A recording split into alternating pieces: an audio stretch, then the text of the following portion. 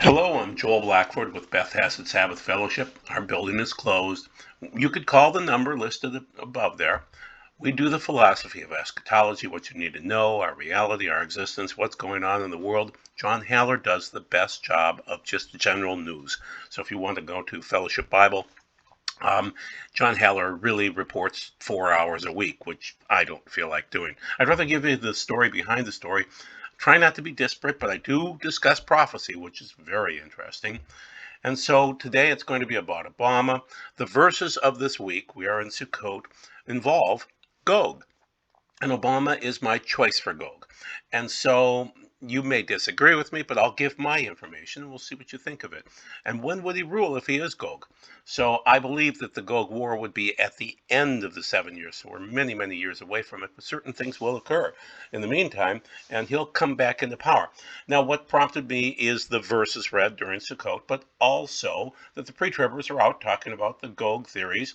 Joel Rosenberg is out, and he says that because Vlad Putin is an evil dictator, that he's the Gog of biblical prophecy basically from the Torah, rather Ezekiel 38:39. There's a veiled reference in Zechariah 14. And it's very specific in Revelation 20.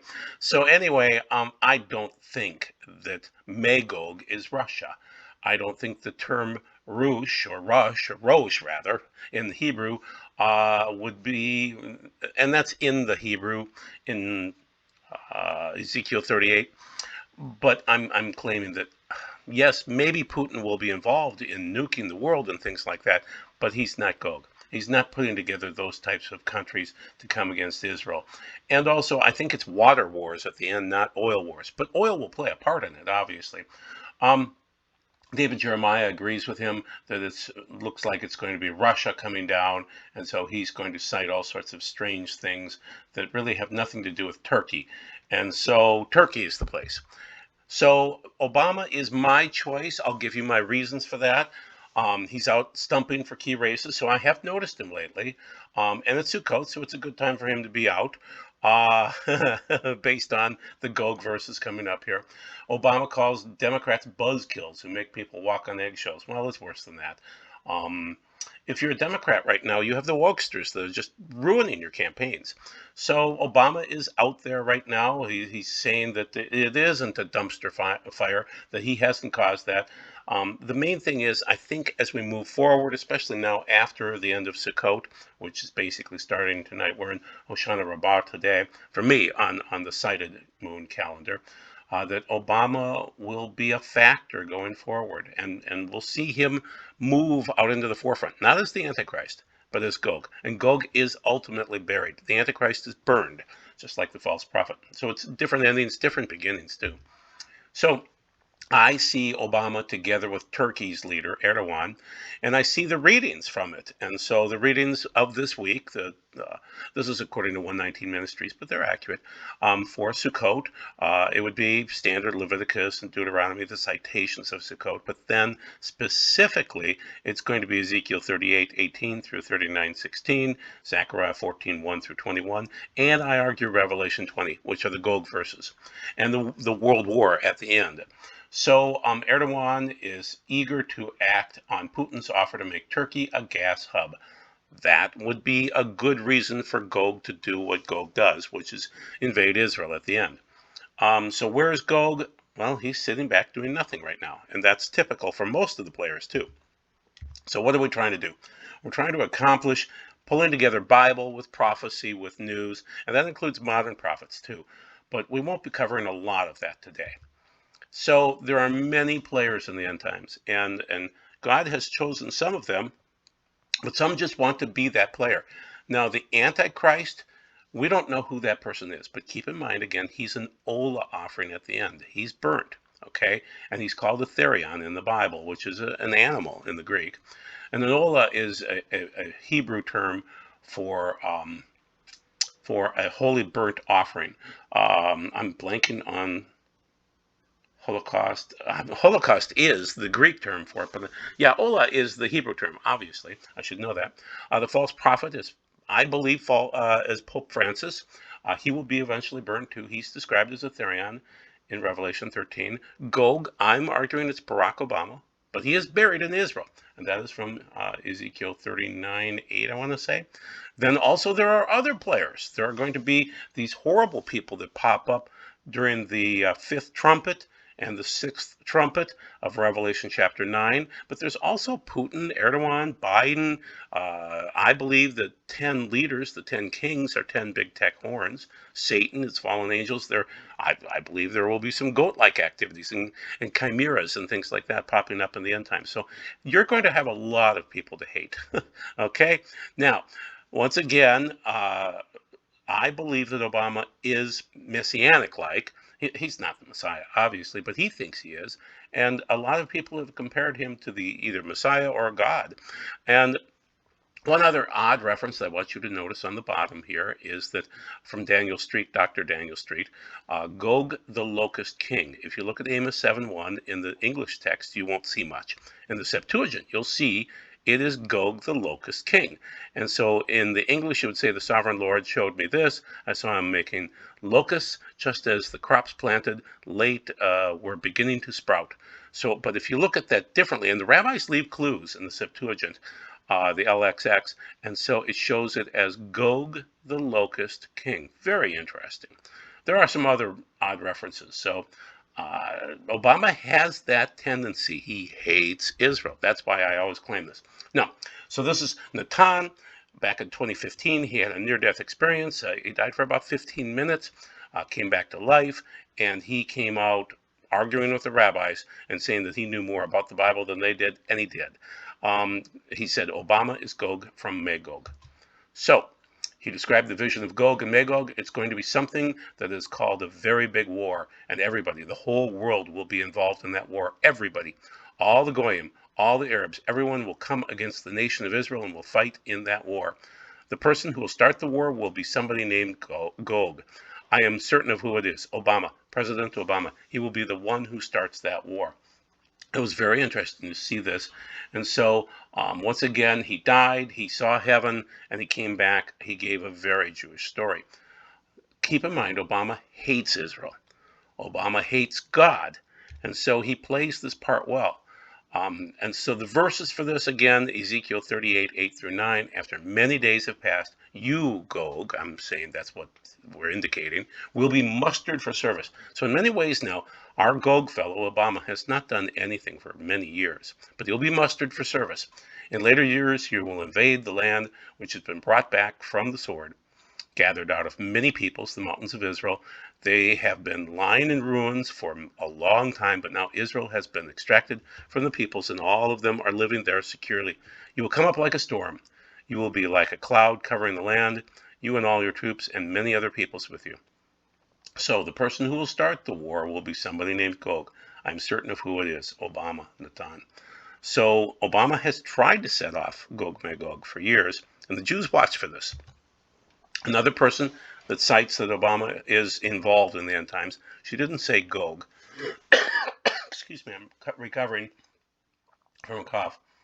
Watch for increasing UFOs. Well, anyway, she's citing that we're going to come into a time frame when the key players will be involved. I'm sorry. And one of the key players will be Obama and his family. You can see that on the upper right-hand side there, that they will be involved in the end times. And she knew it was him. She knew the family. She saw the family back in 1999. This is from Meet the Characters, her video from October 5th of 2020 from David Strode, A Voice Crying in the Wilderness. It's about sacrifice. And Obama wants to have that sacrificial system restarted. And I'm going to show you some slides in a minute here that will kind of prove that through. So one that is very interesting is that when Obama was going to be crowned King of America back in 2008, he first went to Denver and set up a backdrop that looked like the seat of Satan. So this is based on Revelation 2:13. Antipas was the one murdered there at the altar or the throne of Satan or the altar of Zeus. And that was back when that particular Oedipus was in Asia Minor. But I'm saying that it was odd that he went back to the seat of Satan. You couldn't go back to Denver, obviously, but he could go back in 2019 on the first day of Nisan 1, the first day of the biblical calendar, and kind of worship there in Berlin. Very odd time frame. We'll show you more. I mean, I believe this is tied to worship. I believe this is tied to all sorts of strange, nuanced things. I'm tying Hitler together with Obama in the worship. I'm tying the four horsemen together. I'm tying two other things. One, the throne of Satan that is now in Berlin, and the Ishtar Gate, which is in Berlin at the same Pergamos Museum. And so I believe that Hitler chose this path, and I believe that Obama is choosing this path. He hates Jews, and so it's a natural path. Now, the interesting thing is that Adolf Hitler was born the same year that Pergamon's altar of Zeus was completed in 1889. So it all ties together. Now, what's new to this video is the four horsemen on this particular, this is what Asia Minor looked like, Pergamum, back in the time frame that John would have been writing, probably about 70 through 90 Common Era, and you would have seen a massive, massive throne of Satan.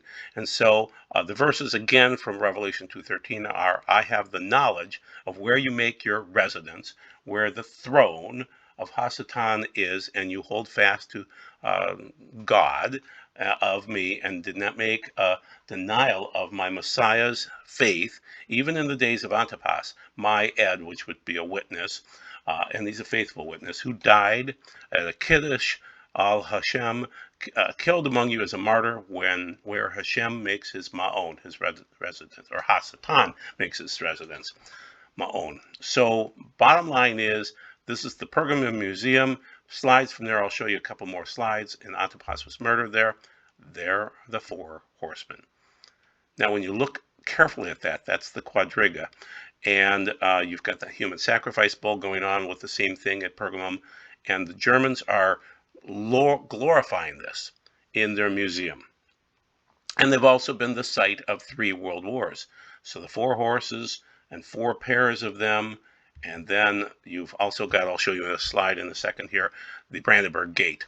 So one other weird thing about Sukkot and the end times is that back on 10/3 of 2020, which is the first day of Tishri of Sukkot, okay, so the 15th of Tishri, but the first day of Sukkot, Sukkot 1 we call it, Berlin had the throne of Satan reopened. Okay, so this is that time when we have the pilgrimage to Jerusalem with tree branches, the lighting ceremony, the water libation, John 7:37, Seventh day Hoshana Rabbah, which is today for me, and then all these other wonderful things. Well, on that first day of Sukkot, Berlin reopened this thing up, this abomination, this throne rather of Satan. Okay, so the evil people know the times and the festivals. So it was very interesting to see that occurring. This Berlin throne of Satan reopened on the first day of Sukkot during the Festival of Nations, we call it. So one more time, so then by 2021, the majority of this museum are now reopening to the public just in time for Berlin and Germany to be cursed. When you see what's going to happen this winter and next winter with Berlin and Germany and other European countries, they're going to freeze to death and die. And they really wanted their cursing to God to reopen again. And so what I'm trying to link here is this throne of Satan. Parts of it moved from Babylon to Pergamum to Berlin to Denver. Okay? And so, but it's always about evil. It's always about worship. It's all about certain architecture that's cursed. It's all about moving it to where it's supposed to be for the end times too. So I'm linking a lot of things together. Nebuchadnezzar's Babylon in with Berlin. Continuing on, so there is this, okay, so let's start out with the first thing, which is Babylon. And so that is, again, the Ishtar Gate, and that was moved to Berlin, and that's part of the curse. They're trying to combine the cursed items together into like a super curse. So that's on the left-hand side, again, is the Ishtar Gate from Babylon. On the right-hand side is the altar of Zeus, the throne of Satan in Pergamum, those buildings. Then down below is what we see in Berlin, and it's Satan's throne. But we also see Denver there too. So it links them all together. They're trying to pass the curses along through Obama. And also, if Obama was a righteous man, he would never allow those things to follow him around. He would never want to be associated with Hitler. So let's look at when the Brandenburg Gate was built, 1788 to 1791. One of the worst times in the history of the world. Just across the way into France, you have France falling apart. They're rejecting God, and Germany is too. But France is falling apart in terms of they are worshiping the devil and killing people with beheading. Okay, what are the end times all about? Worshiping the devil and beheading people. And you see a lot of that in Revelation. So Brandenburg Gate is the first stop for every visitor in Berlin. The city's iconic landmark offers fascinating insights into evil. Okay, so once again, the fall of the Bastille was 1789, during the time of the Brandenburg Gate. It's cursed, people. Okay, it's related to the Four Horsemen. It's related to Hitler. Many of his marches went through there. It's Nazism. It's related to the Four Horsemen. It's related to Obama. It's related to Ishtar. It's related to Pergamum. The whole thing, people. Okay, there's the Four Horsemen. There's the Four Horsemen of Pergamum. And Brandenburg Gate is all together with this, the Quadriga in Berlin, and it's cursed. Okay, it is. And even then, on the lowest level, the lady riding with those horses is Victoria. She's a Greek god, Roman god, and it's the goddess of war. So Nuremberg, Germany, Denver. Why would Obama, if he's a righteous man, want to take the same thing, the same look, the same feel, and bring it to Denver and curse Denver? I don't understand, but it is a prelude to World War II. So we have the prelude to World War I, when they first brought those items very strangely from, I'm blanking on the dates, 18, oh well, I'll come up with it, but basically they needed to pull together the Ishtar Gate and then also the Pergamum altar to get this done, to get the wars. Okay, so we've got the bronze altar of Zeus in the middle of the grandstand. We've got, which stood in ancient Pergamum. Albert Speer built Hitler's podium. Hitler wanted to create what he called a mass experience, and Speer came up with the perfect idea. Most of the Nuremberg rallies were held at night, so Speer surrounded the grandstand with 50 searchlights. The columns of light extended for miles into the sky, creating a mystical effect Hitler wanted. It's about sacrifice, people.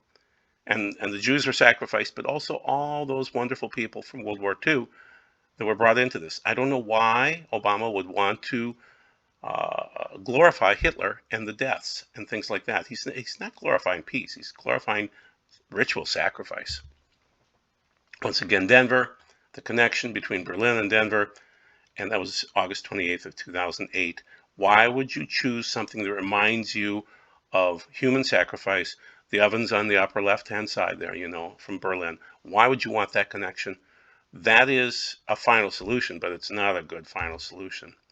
It's all related to the Ola, and I should have put an H at the end of that. But anyway, to Satan and his gods, these Ola offerings, which are ritual sacrifices, which are like the Jews being burned in ovens. It's the Holocaust. Now, that's a Greek term. Again, Holocaust is the total burnt offering. Ola is the Hebrew term. It's widespread destruction, completely burning, and it really relates to the 6 million Jews. So it relates to Moloch, to burning your babies. It's sacrifices. Excuse me. Now, to finish things out, in 1898, that's the year that I forgot, the Germans took two significant things from Babylon and Asia Minor. The seat of Satan, the throne of Satan, okay, in Revelation 2:13, from Pergamum in Asia Minor, and the Ishtar Gate, the main gate. And so it really set up for World War I, World War II, and probably World War III. Gog is Obama, but he's not the Antichrist. Okay, and somebody, now this guy's blaming it's going to be the Antichrist. I'm saying Gog's going to play a part in this also, but Hitler tried to do it, and Gog will do more to kill off more Jews. Sadhu Sundar, whether you trust him or not, he's saying the Antichrist will rise from Berlin. I like the guy. I may not always agree with him, but he's really saying that the Antichrist will come out of Berlin, and I'm saying it's related to sacrifices. Berlin's laid out this way. You've got the Brandenburg Gate. As you enter through there, the Reichstag is just behind that. The throne of Satan is on Museum Island. Obama's speech was right there. And then hidden away is the Jewish Museum about the Holocaust. I don't know why Obama, other than evil reasons, would want to celebrate the throne of Satan and Brandenburg Gate and all of the other abominations that go with these things, other than gaining power from something evil. It's all about the final solution. If we read Zechariah 13, we see that God is going to, well, 2/3 of those in it will be destroyed. They will die, but 1/3 will remain. The third part I will bring through the fire, and I will refine them as silver is refined. I will test them as gold is tested. So about 2/3, let's say there's 18 to 22 million Jews on the planet today. 2/3 of them will die in the final solution, and Gog will play a heavy part in that. So that is the final solution. Where are we right now? We're in the birth pangs. We're just bouncing along. We seem to be in seal 3, moving to 4. We have not entered the tribulation or the Great Tribulation, but Gog will play a part in it, and I believe it's Obama. You need clean garments to get through this. So it's a wedding coming up. Keep your garments clean. You can't be naked. Remember the naked guy when Yeshua was captured in the Garden of Gethsemane? You want the clothes, you want clean garments, you want to be ready for this because it's going to be horrific. So be blessed. Have a great Sukkot and bless your day.